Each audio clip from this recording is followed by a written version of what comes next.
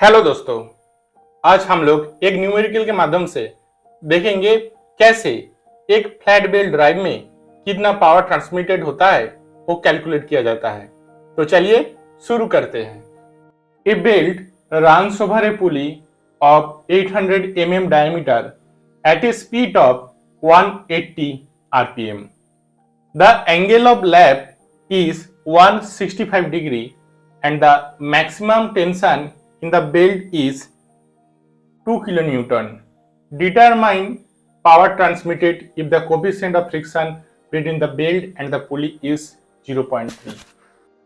इस न्यूमेरिकल में coefficient of friction का वैल्यू दिया गया 0.3 और पुली का डायमीटर कितना दिया गया? पुली का डायमीटर है 800 mm और 0.8 metre.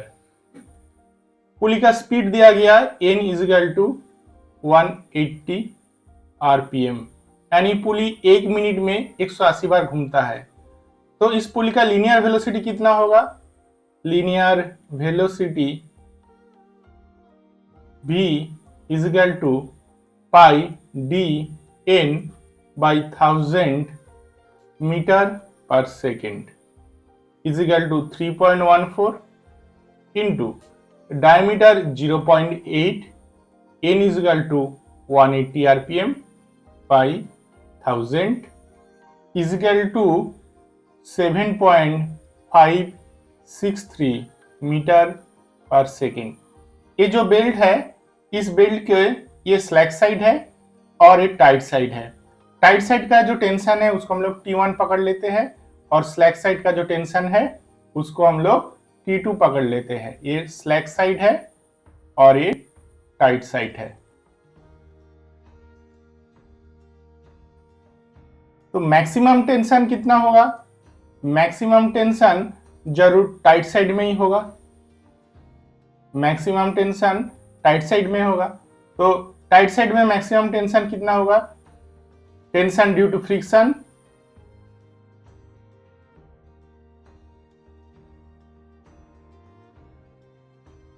Plus tension due to centrifugal force और सेंट्रीफ्यूगल टेंशन। तो maximum tension T is equal to tension due to friction, that is T1 at the tight side plus centrifugal tension TC। इस numerical में ना ही तो हमें belt का मास दिया गया, नहीं हमें मैक्सिमम पावर कितना ट्रांसमिटेड होता है उसके बारे में पूछा गया। इसलिए इस न्यूमेरिकल में हम लोग सेंट्रीफ्यूगल टेंशन को कंसीडर ही नहीं करेंगे। सेंट्रीफ्यूगल टेंशन को हम लोग 0 पकड़ते हैं, यानी नेग्लेक्टिंग सेंट्रीफ्यूगल टेंशन। अगर हम लोग सेंट्रीफ्यूगल टेंशन को नेग्लेक्ट करते हैं तो maximum tension is equal to T1 is equal to T1 is equal to frictional tension at tight side।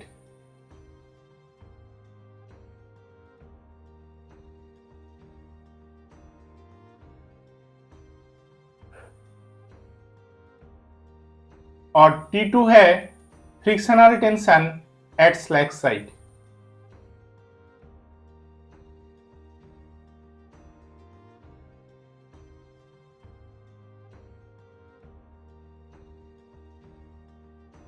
हमें मालूम है frictional tension at tight side और frictional tension at slack side का जो रेशियो है वो है T1 by T2 is equal to e to the power mu theta. ये थीटा जो है, थीटा है एंगल ऑफ लैप। हमें मालूम है 180 degree is equal to pi radian,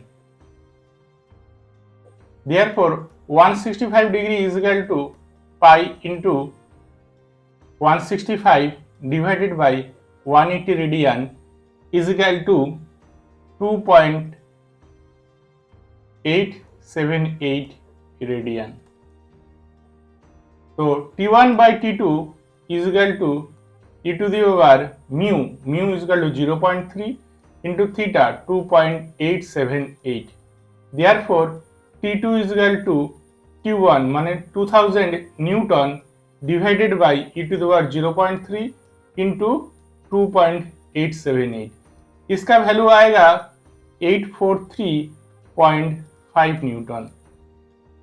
यानी tension at slack side is equal to 843.8 यानी tension at slack side is equal to 843.5 newton and tension at tight side is equal to 2000 Newton.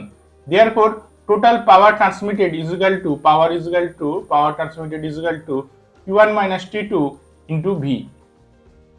Q1 is equal to 2000 Newton, T2 is equal to 843.5 Newton, and V is equal to 7.536 meter per second.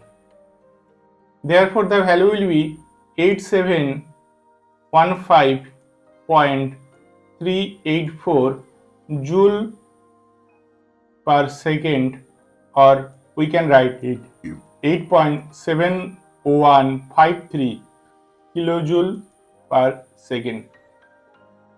तो दोस्तों, मैं आशा करता हूं आप लोगों ने इस numerical के माध्यम से जाना कैसे हम लोग एक फ्लैट वेल में कितना पावर ट्रांसमिट होता है वो कैलकुलेट कर सकते हैं। आपको अगर मेरा ये वीडियो अच्छा लगा तो प्लीज मेरे चैनल को लाइक, शेयर एंड सब्सक्राइब कीजिए। धन्यवाद।